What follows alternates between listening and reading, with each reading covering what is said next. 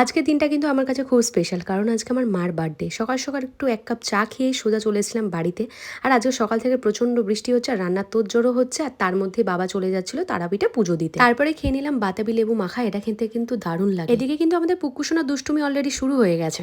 এদিকে আমার পিসি আর বড়মা মিলে রান্নাবান্না শুরু করে দিয়েছে, আর তার মধ্যে আমি রেডি শেডি হয়ে ভাইকে বললাম চল একটু হাবড়া থেকে কেক নিয়ে আসি। এখান থেকে মন পছন্দ মতন একটা কেক নিলাম, যেটার উপর সুন্দর করে মা লিখে নিলাম। আর আমার ভাই কিন্তু বড্ড লাজুক, জানো তো, ক্যামেরার সামনে মোটেই আসতে চায় না, আর আমি ইচ্ছে করে করে ওর সামনেই ক্যামেরাটা নিয়ে যাই। তারপরে সোজা চলে গেছিলাম বাজারে রসগোল্লা নিতে। তারপরে সোজা চলে গেছিলাম স্মার্ট পয়েন্টে, বেশ কিছু কেনাকাটা ছিল। কাজকর্ম মিটিয়ে যখন বাড়ি আসি তখন দেখলাম এখনো পর্যন্ত রাতের রান্না তোড়জোড় চলছে, আর মারও খেতে দেওয়ার টাইম হয়ে গেছে, তাই আমি সুন্দর করে খাবার দাবার গুলো এক এক করে সাজিয়ে নিচ্ছিলাম। জানো তো, আমাদের জয়েন্ট ফ্যামিলি, আর আজকে আমার পিসি আমার বড় মা এত কষ্ট করে সকাল থেকে রান্না করেছিল, বাড়ির সবাই একসাথে কিন্তু আমরা অনেক মজা করছিলাম সকাল থেকে। আর বিকেলবেলায় দিকে বাতাসি নিয়ে এসেছিল চা সবার জন্য।